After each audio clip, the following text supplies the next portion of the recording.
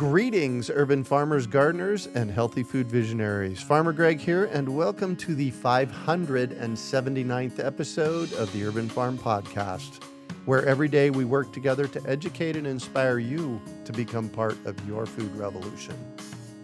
Stay tuned for the most amazing deal on bulk seeds and seed-saving education you have ever seen. Normally around this time of year, our team puts on an event called the Great American Seed Up, where we pack hundreds of people into a room over a few days to scoop amazing open-pollinated and heirloom seeds for their gardens. We came up with the Scoop Your Own model because the majority of the cost of seeds is actually in the packaging and distribution. So by eliminating these costs, people can buy the seeds in bulk at bulk prices. Well, as you can imagine, packing hundreds of people in a room is not feasible these days, so we had to get creative. And we came up with Seed Up in a Box. And what's amazing about it is that now you can get these bulk seeds wherever you are in the world. We've chosen seeds that are popular, non-GMO, open-pollinated, and easy to grow. They're bundled 10 jumbo packs per variety so that you can share them with your community, family, church, or school. Your job is to split them into individual packages. Our job is to make them as inexpensive as possible, and right now they're averaging about 60 cents per individual jumbo portion. With all the uncertainty in the world, a lot of people are thinking about how we can make our future more food secure. Seed Up in a Box is a great way to do this because each bundle has enough seeds and education so that you may never have to purchase seeds again. This is an amazing deal, and I'm so excited for the opportunity to take the Great American Seed Up all around the world via our Seed Up in a Box. Learn more about Seed Up in a Box and get your own bundle by going to greatamericanseedup.org. That's greatamericanseedup.org. Today on our podcast, we have someone who helps others navigate the challenges of getting your farm up and running. We're talking with Michael Kilpatrick about starting your new farm.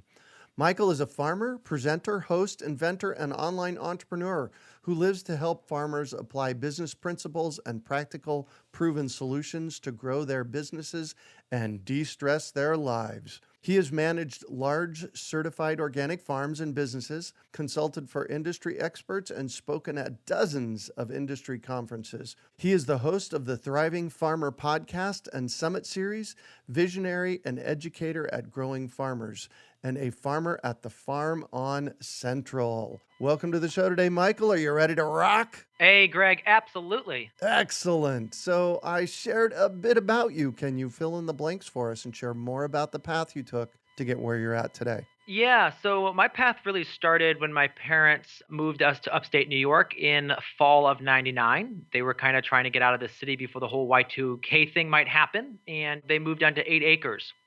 So that was kind of the start. And then we started with some animals and rapidly shifted over to grazing vegetables just because the profit margin was so much better. And that was the start of our farm business and the kind of my start of my really deep love of growing all things. Wow, how cool is that? So you got it from your parents. Well, they kind of gave me the catalyst or the opportunity. Actually, my parents really had no idea what to do in farming. My dad was a physician and working at a small family practice in Vermont, which is right across the border. And he had no idea about it, but he was incredibly gracious to kind of let us experiment and to loan us our startup funds that first year. Wow. So interestingly enough, in 1974, we moved to a house here in Phoenix, and my mom knew I was interested in gardening and farming, and she said, Greg, see the right half of the backyard? That's your garden. Go start digging. So we kind of have a little bit of the same roots. I love that. Absolutely. Yes. Parents who believed in us and let us take the next step. Yeah, exactly. So are you all self-educated in this arena? Well, I was very privileged to have a lot of great mentors. So obviously, yes, lots of books, lots of hands-on experience. I had incredible mentors, Paul and Sandy Arnold, who are 30-year industry veterans, happened to be 30 minutes from our farm in upstate New York. And so we were able to work with them. I was very privileged to work with Elliot Coleman on a couple things. Nice.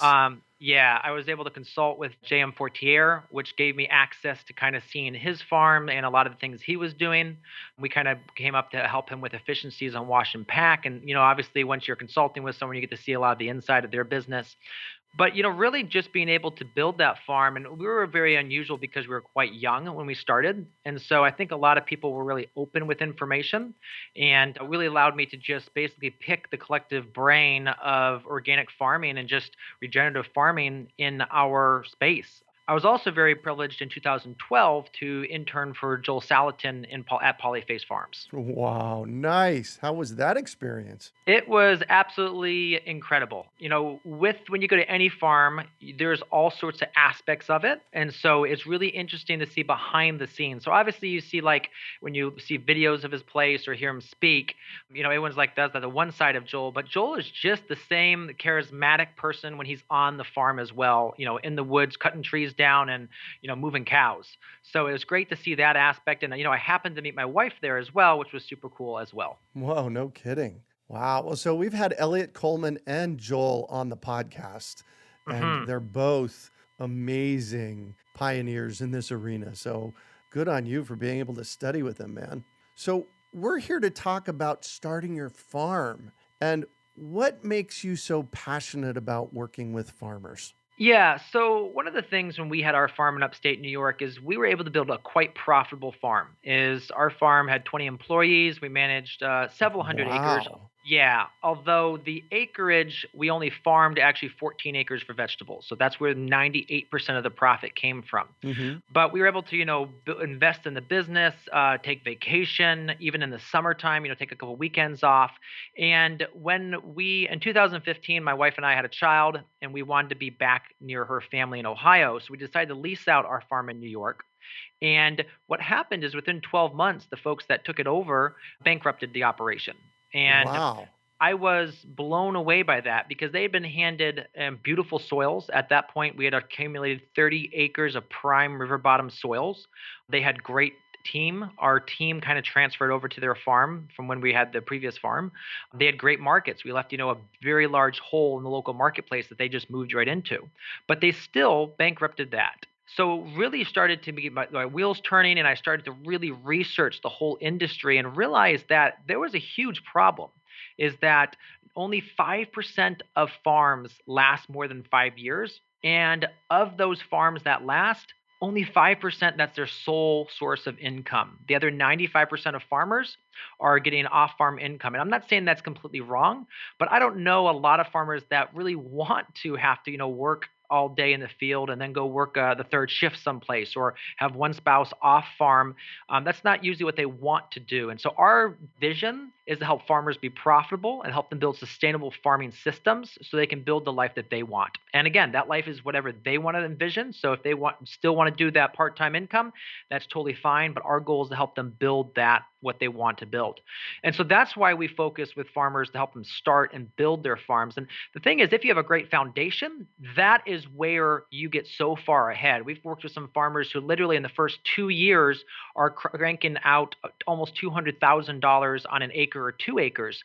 And that's because they started with the right foundation and built the farm the right way. And so that's why we're really passionate about the starting, because when we can start with folks, we can really help them make sure that they're not spinning their wheels, that they're investing their money in the right location, the right infrastructure, and not go burning out. Wow. So were you able to figure out why that farm that you turned over to these people failed in a year? Yeah, so it comes down to that there's 2 aspects of it. First is we kind of divided what farmers need to work on in their business in 5 areas.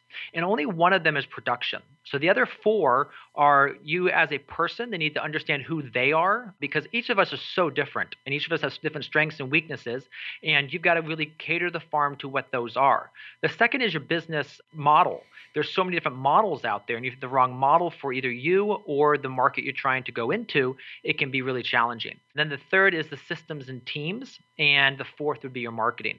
So when kind of looking at an autopsy of this farm, which was really tough because it was my farm, and just to kind of like go back in and look at it and do a post analysis on it, is they did not manage team well at all. And they did not have the right business model. So they tried to change up the business model. They tried to get in over, they tried to just do 10 acres their first year. And I highly encouraged them not to, but they decided to do that. And so, of course, because they didn't know how to manage that size of a farm, that made them just spend large amounts of cash in places that it was actually basically they spent money to grow crops they A couldn't harvest and B couldn't sell. And when you're in that place, you're just basically burning through cash. And so that was the big challenge. And they couldn't manage their team. And the team all left within 6 or 8 months just because they were not great to work for. Oh, wow. So I hear you on not taking off too big of a bite. And in fact, my whole question for the podcast about your failure has its roots in a farming business that I started in 2004, and we started too big. We took too big of a bite and we didn't make it. And Yeah. we didn't make it because we took too big of a bite. Yeah. So I completely get that. So what kind of challenges do farmers face in starting a farm? Yeah, so it depends on who they are. We see like three different types of folks that try to start a farm. One, they've already got some experience and they've started from working for somebody else and now they're going out on their own. And actually, that's one of the best ways to start because you really can't buy experience. Even you can read all the books, you can take all the courses, you could hire me to work with you, but that is not going to give you experience. The second part is someone who, midlife crisis, they want to transition to farming and they have money to do this so they can actually, buy some of that experience. So that's always really good. And then the third and the hardest is someone who, let's say they get out of college and they have, college debt and they're like, oh my gosh, I don't like what I'm doing. I decided I want to farm. And that's the hardest aspect because not only do you not have experience, but you don't have any money. You've got a lot of debt over your shoulders. And so that's literally the hardest way to try to start your farm. But, the first two is not saying it's easy, but it's a lot easier because you can leverage that experience or that capital to kind of move your farm forward. So we have got this idea for farm and we're starting to grow it. Things are working. Now, what about scaling up? We talked a minute ago about taking off a small bite rather than a big bite first. I suspect that's part of it. Yeah, so scaling comes in stages too. So when we work with farmers, we actually assign one of 5 stages. And so what that allows us to do is easily identify where exactly and what they need to focus on. So there's the dreamer stage, the start phase, the grow phase, the thriving farmer stage, and then the mentor stage.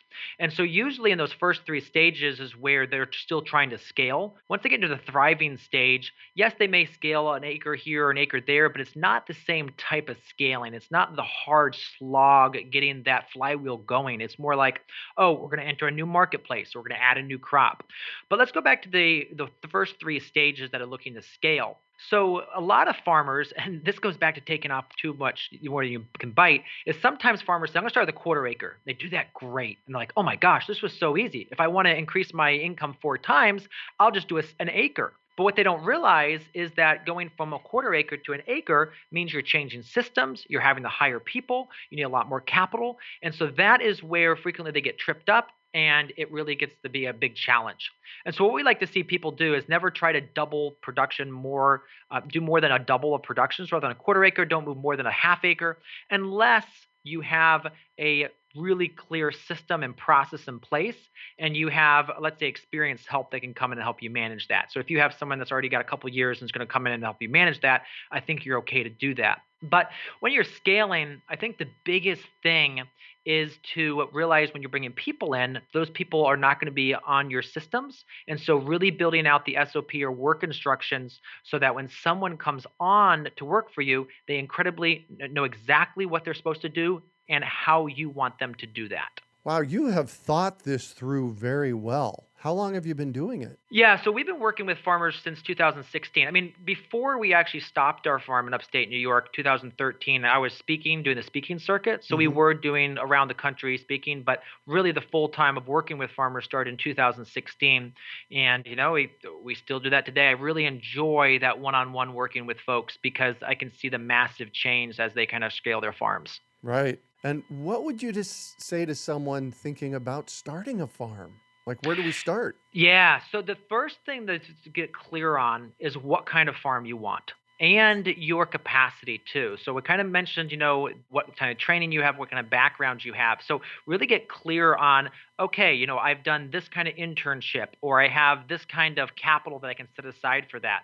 And to get clear on what type of farm you want. So there is literally so many types. I mean, Greg, you've got a smaller backyard Yep. style farm. I've worked with farmers that immediately want to hit 15 acres, just wholesale, and right to like 3 different wholesalers certified organic. And that is a totally viable business model. It's a tough model, but it can be done. Or someone who wants to get in a couple thousand acres and range cattle. I mean, that can be done too, but that is also a very expensive side of the farm and just operation to get going. So you have to get super, super clear on what kind of farm you want, and then the mechanics around that. So what are your costs? What are your profits? What is your competitive advantage to any other places in the marketplace? So it's really getting clear on the business before you actually start growing something. But then also, Greg, is you've got to have the right property too. And so this is so key. I've seen so many farms fail if they want to grow vegetables and they get on pure clay soil. It's just so difficult. Or if they want to range cattle and they're on a sand pit, because in the middle of the summer it dries up, they lose all the grass and they're out feeding hay, and that gets very expensive very quickly. So making sure you have those three things, I think, right plan, the right experience or people, and the right production is going to be really kind of the three things to figure out as you get started. Wow. And you've really, one of my big takeaways so far in this first 15 minutes of our conversation is you've really thought through all of this, and you're well educated in this. So you would be a good person if somebody was interested in starting a farm to reach out to you for mentoring and for courses. Yeah, we actually, for this part, we actually put together a course just on this because that was so important to us. And we've had, hundreds of people go through it. But the reason is because we see farmers every year start up. They spend thousands of dollars, and then I see 2 years later them sell all that equipment and get out of farming because they've been disillusioned. Mm-hmm. They thought that model could work. And, I hate that aspect of things. And I've also seen families destroyed because of this, Greg. It's awful. Yeah. A great farmer that I visited, actually, my wife and I visited him on our honeymoon. We took a tour of the South. We went to his farm to visit for a day. And, we wanted to work because he had an incredible production system. But I just recently touched base with him, and he and his wife had gotten divorced. He didn't really see his kids anymore because he had literally focused his entire life on his farm. And so he had burnt out, and it just had caused so many challenges with his family. So that's what keeps me up at night, is thinking about those kinds of things and realizing we just need a better way for farmers to get education and to get training so they ask the right questions and they don't make these mistakes. And, sometimes farming's not for you. So we had someone join one of our programs. He was with us for a while, and then he says, "You know what, Michael? I've realized something. I've realized that farming, like what you're talking about, is not for me." He says, "I need to be a homesteader, and I need to keep my off-farm job and just do it in the nights and weekends just for me and my community, and not try to be active seller of it." And I was excited. I processed his cancellation, and I was like, Chris, good on you for figuring that out, because I don't want that stress on your family. And I don't want you to then become disillusioned and go and tell people that you can't farm on a small acreage, because yes, you can. It's just not for me. And so that's the kind of success story, is that yes, he never really farmed, but the success story is that he figured out what was right for him. Yeah. Well, and that's so huge. We have to be, and this is a big reason I do this podcast, is to help people discover what lights up your heart. What do you want to be doing and contributing to the world? The most important thing. Absolutely. Yeah, like bees. Some people say, "Oh my gosh, you can make $10,000 a hive," and then realize that, oh, maybe they're allergic to bees, or B, they just get really freaked out by being in the suit. So it's just things like that people, and I guess I would say, is go intern, go apprentice, go try it before you decide to dive in. That would be a great piece of advice that anyone should do before they get into anything new. Yeah. Big takeaway from this conversation so far. Go apprentice. So you're on a new farm. In fact, we pushed this podcast back 3 months because 3 months ago you weren't available because you were moving into a new farm. Yes. What prompted that, man? Yeah, Greg. So, I mean, I don't think it was the whole pandemic, but I'm sure the pandemic had a little bit to play with it. But we've actually been looking for land for the last 3 years, and it shows you how important having the right piece of property is. That we took 3 years to find it. But yes, we have an online business, and yes, I love working with farmers. But I also have two young kids, and we'd love to have more kids. We have a 3 and a 5-year-old right now, and I want to be able to spend time with them. I don't want to be stuck in my office 8, 10 hours a day working with farmers. And yes, we'll still do that, more of a group setting. But we wanted to actually be on a farm, have the production aspects where I'm outside working in the soil with my hands, and the kids can just be hanging out with me. And so that was part of the reason. And we didn't actually think we were going to be at the scale we are. We thought we were going to be a lot smaller until this piece of property popped up. And literally, Greg, it was an act of God that we got it because it wasn't even on the market. Our realtor Wow. called us and said, you know what? I don't even think you guys can afford it. And we definitely really couldn't. We able made it work, which was another, mind blowing thing. It took us 3 months to figure out the financing. We got it figured out. But it was, an 8-acre property in an urban environment with an Wow. 18, yeah, with an 1890s house on it, which my wife and I literally like are suckers for old houses, which is, it has the original stained glass door on the front, Greg. It's a Oh, really unique property. And yeah, so it came up and we walked it. And Greg, when I look at farms, there's so many things I'm looking for. And this checked, I think, like 25 out of the 30 boxes. And it's rare that a property will do that. And only hmm, the boxes it didn't check were because it checked other boxes and it couldn't check both. Like I can't have a farm in the country and also be in the city. So, we were in the city, but it's a really cool opportunity because it's in I'm not going to call it a food desert, Greg, but it's pretty close to it. I mean, the local grocery store has, canned goods, and the produce section's really, really poor. But it's in a town of about 5,000, very blue collar. They all work at the local mills or just in more trade. There are some farmers in town, but it's a community that needs local food. The line around the DQ locally is at night it's 20 cars long, which wow. blows your mind. Yeah. So our goal is literally 1,000 yards from this DQ to open a small farm shop, and we'll have vegetables and fruits and local meats, and even we'd love to get into prepared foods like offering like local teas and things that people can actually come and grab and carry out and eat. That's going to give them great nutrition. Not this food from a box or a food from a Cisco truck that we Hmm. see line up there every day, but food that actually came from their community, grown in the soil, and that has a story. And the thing about this, Greg, too, is we literally, where we are right here, are within 35 minutes are almost a million people, 800,000 people. And literally, we have houses surrounding us. So it's also a great opportunity for agritourism of getting people on the farm to learn about their food and that this is a viable business. Because, Greg, when I grew up, I was told that you could not start a farm and be profitable. I was always told that, Wow. look, it was the thing that you did at the nights and weekends. You couldn't make money at farming. And so I wasn't planning on being a farmer until I kind of started it. And I just like the first year we were like officially farming, and we had a really great mentor, Eric, who had a farm in Vermont. And we made $1,000 at one of the markets that summer. Oh, And I went wow. home and I told my parents, I was like, I'm going to do this. I'm going to be a farmer because you can make money at this. And it's so much fun to feed people and see them light up and know that the food you're feeding them is going to feed their kids and make strong, healthy children, and that the parents feel safe with you. And that's an incredible level of trust that you're feeding, the people's children. Oh, yeah. So, that was kind of the thing. And, my grandparents grew up farmers up in Maine. My grandfather, he was a butcher, and his parents had horses, and they raised, there was the classic farm in Maine. And, he was several times told my parents, the kids do not want to be farmers. You don't want to be farmers because they won't make money at it. And my parents were wise enough not to share that information with us. But what they were wise enough to say is my grandfather died from cancer. He was an incredible rapid cancer, took him in just a few months. Hmm. But what they shared with me after that is they said, you know what, this is what your grandfather said. And then they said he came to us a couple months before he died when he saw what you guys were building. And he says, you know what, I am so glad that they didn't take the advice and that they're doing what they love, because he says, I see that there is a path forward with the way that they are doing it. And that just, that's something I always think back because I really love my grandfather. And he was a great He was more of a stoic man. He was more reserved, Mm-hmm. but he was always interested in what his kids were doing. He was always trying to help us in whatever way he could.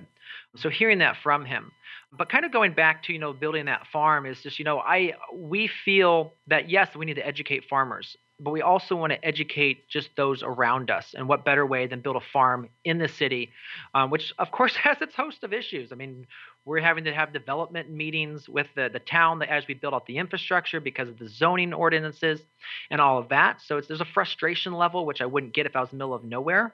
But it's also an incredible aspect of being able to invite people on and just walk the farm and see their eyes light up with, oh my gosh, this is possible. And, where their food comes from. Eggs don't come from eggplant. And, Or the grocery store. yes, and ketchup isn't packets on a plant. It comes from tomatoes. Yeah. So yes, absolutely, that's kind of what we're excited about. And the other thing too is because we're educating, is we get to share every step of this with the people that we're working with, the farmers that we're working with. So we do new enterprise, we break it out for them. We get to show them the behind the scenes exactly how it worked. Recently one of the things we did this year to build community was we grew a cover crop on our field that was sunflowers. And everyone was like, why are you growing sunflowers? And I was like, well, there's a couple things. They've got a great root system that can actually draw toxins out of the soil, which is fabulous. Uh-huh. But they're also one of the prettiest cover crops. Yep. And we were also trying to get into the community, let people know who we were, and build our email list. So what we did is we put, some video out on Facebook and some posted in the local groups and ran a few ads and actually signed people up to come out and take pictures of the sunflowers and buy sunflowers. And we had over 500 people visit our farm this summer in a 3-month period, a 3-week period. Uh-huh. And they got to, harvest sunflowers, take pictures. They had to give us their email to come, which meant that we built our email list. Yep. We actually earned, my wife and I tallied it up, $1,004 off our cover crop. Nice. So, yes, when you add up all the expenses and stuff, it didn't pay for like all of our time and stuff, but it absolutely paid for all our costs for the sunflower field. And it put us on the map. We got Facebook reviews. We had 175 people check in at our farm and give us reviews. And we are now in basically a location in the community, and people know exactly where we are and who we are because of that. And so that's the kind of things that we're doing and we're sharing with our people that we're working with, farmers we're working with, is like, look, here's another way to make income. You can grow a cover crop and you can make money off of that. And I feel like we've only begun to tap that aspect of the sunflowers. I feel like next year we can probably easily 4x or 5x our income from that with some new strategies that we've kind of thought up on after we kind of ran the program this summer. Plus, there's the added benefit of, given that you're having to deal with the municipality about zoning and that kind of stuff, you're pulling people in from the community to make them your friends. Absolutely. So, Greg, that was absolutely a key aspect of it, too, is also we got 3 of the city council people out to come visit the sunflowers. Oh, nice. Yes. So we have at least 3 of the 5 who are, gunning for us and pushing us any place they can. And the other thing we did this fall was we did a little pumpkin patch on the side of the road. We didn't grow any pumpkins. We ended up buying them in. And people are like, well, why are you doing that? I'm like, well, again, I just want the community to recognize me as their local ag area and to get them to come back out to the farm. And we ended up having our city or our town buy their fall decorations from us. So again, that was another way to interact with them and to get them out here to see what we're doing, and that, no, we're not going to pollute the environment. We're not going to bring in a hog operation. We're not going to do this stuff which is going to turn the community off. We're going to build a community aspect of the farm. And yes, it's not a community farm, but there are absolute massive community aspects where we want people to come out. We want people to walk the farm and just experience the peace and the beauty of, an actual working farm. Yeah. Well, and anything that you can do to put a shine on your space that connects with the community is huge. And part of that, Greg, too, is, a disadvantage is that because we're a very visible farm, we have to be incredibly careful with how we build the farm out. Like one of the things we did just the other day is we drove around, because now the leaves have dropped, people can see a lot more onto our farm. So we drove around and looked at the farm from different angles to see, is there anything like, that looks kind of trashy, it looks amiss? So we're like, oh, we're going to paint that a different color so it will blend in with everything else. Yes. And so, yeah, I mean, it's a little bit more work. It's going to be more expensive, but I feel like if we continue to really work really hard at that, that when we go before the city for our zoning variances, because we want to add some pigs and chickens, which aren't allowed in our area, that they want to be like, sure, we know because they've taken such good care of everything else that they're going to be responsible, and we are willing to entrust them with that variance. Yeah. Excellent. So you actually teach this. So if somebody was interested in learning how to be a farmer through you, tell us about your farming education programs, because this is so important. Yeah, so we've got a couple different things. And the best way, if you're starting or even if you've been farming for a little bit, we have a program called the Start Your Farm Intensive. And what that is, it takes you through, as we said, figuring out your idea, figuring out your marketing, figuring out your simple business plan, then working through the funding side of that, figuring out the finances, and finally going out and getting funding if you need it. Or if you're going to self-fund, just getting really confident that you're actually going to make money at this. So if you just go to growingfarmers.com/start, that's basically where we recommend everybody start. And then after that, we've got additional other programs. We've got deep dives into like lettuce. So if someone wants to grow lettuce in anywhere in the world, we've got a great program that walks them through that. And we also have, a course on farmers markets. So if people want to learn how to vend at farmers markets, I guarantee you, if they go through our program, we can help you double your sales. So we've got a couple different things. I mean, our growingfarmers.com website has a bunch of we have some assessments there. We've got a great amount of free resources, ebooks. And then of course, Greg, your podcast is fabulous. We also have a podcast, which you've been on, the Yes. Thriving Farmer podcast. Yep. And that's where we really talk about the business side of farming. So yeah, we talk about production aspects and how to grow this and how to grow that, but it's really about how did you build this farm business? What were the steps? Kind of what are the challenges that you went through to make this farm work for you? And that is so important. I've said for years, the single most important thing we can be doing right now is figuring out where our food comes from and how to grow our own. And you are rocking it. Thank you so much. So I'm going to shift on you, and I'd like for you to talk about a time you failed, how you overcame that failure, and what you learned from it. Whew, Greg, I have failed so many times. And Right? I think, that's part of the aspect. If you don't realize you're going to go into farming and fail, then then you need to recalibrate your farming idea. I mean, there's some very specific times I failed, like the time that I sent an employee down to our kind of materials place where we had all the farming materials and told them to use a specific fertilizer, and there was a mislabeled fertilizer, and they ended up putting elemental boron down instead of Chilean nitrate. Yeah, it killed the row of tomatoes, cost us thousands of dollars. And that kind of thing, it's a simple aspect of looking, okay, how did the breakdown happen? Did I not instruct them properly? Did I not write it down? Was the product mislabeled in the building? Did I not? And so one of the parts was, okay, we need to segment all the different amendments and have them incredibly clearly labeled. And when someone goes to do it, they have a written instruction that basically says you're going to grab this many pounds and put it down at this rate. So those are some of the specific things. Kind of the bigger overarching aspect is, don't try to start growing a crop before you know you can sell it. It's one thing to say, you know what, I'm going to grow all these vegetables, and they're like, oh, I'm going to be growing these vegetables, and how am I going to sell them? One of the things early that we did on our farm was way too much overproduction. And, if at different stages in your farm, let's say you're at the thriving or mentor stage of your farm, if you're overproducing, let's say things like greens, because you know that your production costs are minimal, and if you just hit the market right, you can make massive profit. That's fine, because you're at a stage in your business where you can afford to do that and take that little bit of a gamble. But at the beginning parts of your farming, the dreamer and the start phase, if you grow way too much, you're turning under incredibly expensive compost. And I've seen that. I've done that. I mean, there was times where we would turn under a half a field, or just it wouldn't get harvested because we didn't have the storage space. And one of my employees one time, at the end of the year, he's like, what? Can I just write you a letter with some feedback? And he did. And I was totally okay with that. And I appreciated that. And that was one of the things he shared is like, look, I feel like sometimes we go out and harvest too much and you grow too much. And if we actually scaled that down, we would actually be a lot less stressed. And that's true. We love to have a pull method of that aspect of sales is, people are pulling the production instead of us trying to push it to them. So I think to kind of recap that, the failure I've made is not planning and not being able to know the sales aspect.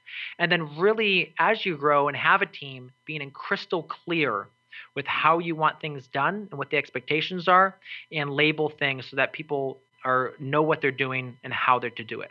Another huge takeaway, and not one of them, but another huge takeaway here is this is a business, Absolutely. not a garden project. Yes. So if you're going to take on running a farm business, you have to run it like a business. And that's where you said there were 5 components. One of them was growing. The other 4 revolve around how to run a business.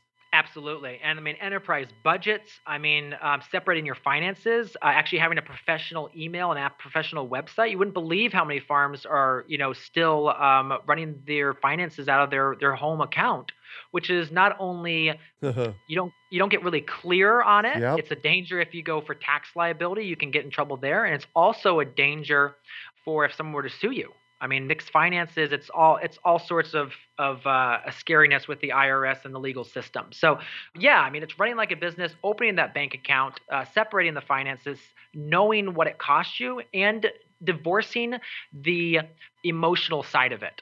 So, if you have let's say you have a small dairy herd and a cow isn't producing, you've got to kind of retire the cow and move along. We had a farmer here locally, the best milk we've ever had. I mean, she had incredibly high quality milk, but half her herd was retired cows, and she couldn't make any money. And I got so frustrated. I obviously wasn't there talking to her about this, but my wife and I would chat, and I would just get so frustrated because I said, I can see the potential. I see that she could have a thriving business, retire her family, and really make a go of this. But because she's putting on that emotional side and way too high of costs in her business, not managing the cost side of your business, and it's always better to manage the cost than try to go out and get more income, because it's better to have less money going out than have to go try to find more money to come in. So, that's the kind of stuff that really moves that needle forward. And if you don't run it like a business, you're going to fail. Yeah. When you said something really important earlier in this conversation, and that's that don't grow something unless you have it sold. My friend Jen over at Gotham Greens, she and I actually went to college together. Okay. She told me one day, she said, Greg, everything that we plant from the seed stage is sold when we plant the seed. And it was like, wow, I'm getting chills just sharing that with you. That is like huge. And you can do that. That is absolutely possible. Go out and make friends with 3 chefs. Ask them what they want you to grow and grow it for them. Absolutely. Yeah. And with that too, like we're starting a mushroom operation, Greg. That's the first enterprise we're starting because we realize the profit potential. There's not a lot of competition in our area. And unfortunately, we're a little bit at the hard time of year because our marketing plan is to work with local CSAs, add a mushroom share to their business. And right now, CSAs are starting to slow down. So it's a tough time of year. It's just kind of how it's things. So we're actually going to be dialing up and growing a lot slower because of that. But we're also going to be heavily pushing to some chefs here locally to kind of fill in that gap. But yeah, we've been doing market research now for months. And figuring out and having all these, we have a list of all the restaurants we're going to be working with. We have a list of all the wholesalers and the other CSAs that we want to be talking to, and we've already talked to them about, this is what we're trying to do, and they're all, ready for us when we go get ready to start marketing. So that's the kind of thing we're working on, is trying to really figure out, where are these mushrooms going to go? And then that comes back to, because if we can get a premium price for these mushrooms, then that's going to mean we're profitable from day one. And that's going to allow us to scale a lot quicker. Absolutely. Wow. You are so full of great information. Thank you. So what do you consider your biggest success? Yeah, that's a tough one, Greg. I think, on one aspect, it's, we did the farm in New York. That was highly profitable. Part of that on me is like, we didn't end that well. The farm there, kind of faded because it wasn't managed well. So that kind of ended up being a little bit of disappointment. But then you also realize that unless that disappointment had happened, we would have never ended up doing what we do today, which is serving farmers all around the world and helping them grow successful, profitable farms. I think when I think about my greatest success, I look at people like Ryan. He's out in the middle of nowhere in Nebraska. I mean, literally, you drive 5 hours from the Denver airport to his place, and the last 3 hours is cornfields. And this year, he doubled his income on his farm. Wow. And last year he doubled it as well. And we had a call midsummer. He's like, I need to invest in some infrastructure. What do I need to invest in? But it's one of those things of working with these people closely and seeing them build the business of their dreams and the farm of their dreams, that they can stay home and be with their families. Because that to me is we're losing that family farming. So that's what's so important to me. Brendan, he's a farmer down in the Durham Chapel Hill area. This is his second year. He's doing incredibly well, multiple six figures, and he's involved in the family as well. So, being able to see him bring his family and share pictures of that, of how they're making that work, is just that to me is my greatest success, is seeing these farmers succeed and taking those vacations, because that's something that so many farmers can't take, is they vacation on their farm, because A, they haven't built their team out, they haven't built their systems out, and B, there's just no money. So when you have the money, you have the team, you can have the freedom that a business should give you. And that's what I think I would consider my greatest success. And it goes back to running your farm like a business. Yes. I'm an entrepreneur.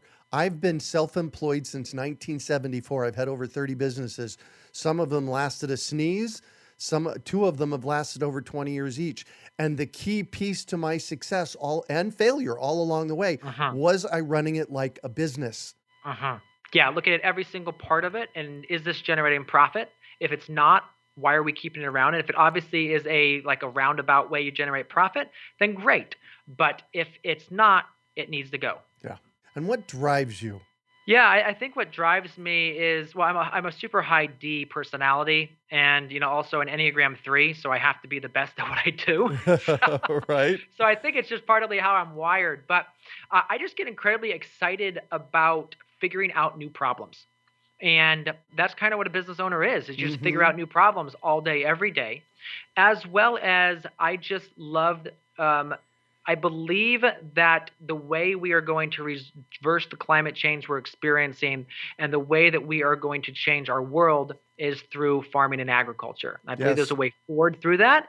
And so that's why I'm so passionate about small scale family farming and regenerative farming, is because putting that carbon back into the soil is going to be a key aspect of how we move forward. And so part of it, Greg, of doing the mushroom operation is the mushrooms kick off. Every block of mushrooms after you fruit it has an 8 or 10 pound block of carbon. And what we're going to do is we're going to take those blocks of carbon, we're going to turn them into the red wigglers, which we're going to bring in a bunch of worms and build a worm operation, and then produce vermicompost. And so, yes, we're going to make money off the mushrooms, but we're also now dumping carbon onto our farm. The other thing is that cover crop. Yes, it generated income in our community, but it also turned thousands of pounds of carbon back onto our soil. Yeah. And so when we think about farming like that, we think about, building that soil, which is going to create a better quality crop. Then we can realize that, a farming aspect is we just got to figure out, how do you monetize the carbon sequestration? And that's how you make your money. Wow, man, you got this figured out. Maybe not completely, but we're working on it, Greg. Yeah. We're working on it. So if you could recommend one book for our listeners, what would it be and why? Yeah, Greg. So, there's a ton of books out there, and a lot of the books that I've actually worked through and really found helpful have been on the business side. And the problem is there's not a lot of books that bridge the farming and the business side, but that is actually one of the books I am going to recommend today. It's a book called The Organic Farmer's Business Handbook. And again, it's not just for organic farmers, it's for any farmer out there. It's by a farmer who I've actually had on my podcast and actually met, and we've talked personally, called Richard Wiswall. He's a farmer in Vermont. Been doing this, 30 something years. And just what it does is it breaks down for you, kind of overviewing, thinking about your farm business and the different aspects of it. It talks through some major efficiencies, which he sees for farmers. He talks about, untapped potential that in the marketplace that people aren't thinking about. Because so many farmers think, oh, I just need to grow vegetables and sell them at a farmer's market. But Greg, there's so much more to farming than that. Right. They're selling to other CSAs. I mean, we made a lot of money, and that's one of our income streams for next year, is growing wholesale for other farmers. And that's what we actually did this year. This was our major income for the farm this year, is we grew a half acre of winter squash and wholesaled it to one other customer. And, Greg, I got less than retail for it. And people are like, oh my gosh, you got less money than you would have gotten for it. And I was like, gladly. I didn't have to market any of that. Yeah. Literally, my marketing took less than an hour, and I was able to get a check for $7,500. Wow. So, that kind of thing, too, can be profitable if you know your market and if you know your margins on that. And, the biggest thing for farmers is, yes, they don't mind coming in. And this farmer actually came in and actually planted, actually laid the plastic and the fertilizer for me. And then all I did was manage it throughout the whole season. But, I didn't have to invest in massive amounts of equipment because we were able to have him do that. I just did the hard work of management, harvest, and bringing it to his farm. And so all he had to do was offload it right under the scale. We got the tear, and then he wrote me a check. So Wow. there's so many different versions and opportunities out there. Uh-huh. It's about thinking outside the box and how can you solve a problem in the marketplace, and then people pay you to solve problems. Love it. And the name of that book again was? Yes, the Organic Farmer's Business Handbook. Awesome. Awesome. Awesome. And what one final piece of advice do you have for our listeners? Yeah, Greg, I would say start small. Go out there, apprentice, intern, try it. Even your backyard, your windowsill, try it. So before we started with mushrooms, we did it in our basement. We built ourselves a janky, and if you go to our actual Facebook page, there's a video of my daughter actually standing and talking about our hobo mushroom setup. And we tried it. We tried at a very small scale and make sure we liked it and make sure we were, able to do that. So try it small and then reach out for support. I also see farmers who feel like, I can do this all on my own. Yeah. And, Greg, I can't. That's why I'm more than happy to pay for others' expertise, to do the work, to read the books, to ask the questions. Sometimes it can feel embarrassing to ask the questions. But I find if you don't, you're going to make the mistakes. And I'd much rather, ask the questions, get the great input, than spend thousands of dollars and then be like, oh, I should not have bought that. Or I should have bought this other thing. Mm-hmm. And yeah, much rather take a little less personal pride than lose a couple $1,000s. So stay hungry, start small, and ask for advice. Wow, Michael, this has been an amazing conversation. Thank you so much for all that you're sharing. Oh, thanks for having me on, Greg. I really appreciate it. Oh my gosh, let's do it again because I know there's so much more that we can explore. Mhm. How can our listeners find you? Yeah, so the best way is probably to just go to www.growingfarmers.com. So that's our main website. We've also got the thrivingfarmerpodcast.com, which is where our podcast lives. We're on the social medias too, so just Growing Farmers on Instagram and Facebook. And then if you want a real special experience, just follow me, my personal profile on Facebook. I post a lot there, and we have a lot of interaction going back and forth. And I share behind the scenes of what's going on. Awesome. Thank you. Thank you. Thank you. You can also find show notes from today's podcast at urbanfarm.org/Farm on Central. We hope you enjoyed today's episode of the Urban Farm Podcast. Remember to listen for tips, advice, and resources to help you on your journey with urban farming. You can find us on the web at urbanfarm.org or send us an email to podcast@urbanfarm.org. In the words of Vincent van Gogh, great things are done by a series of small things brought together. Be encouraged that with each lesson learned and skill developed, you are one step closer in the direction of your dreams.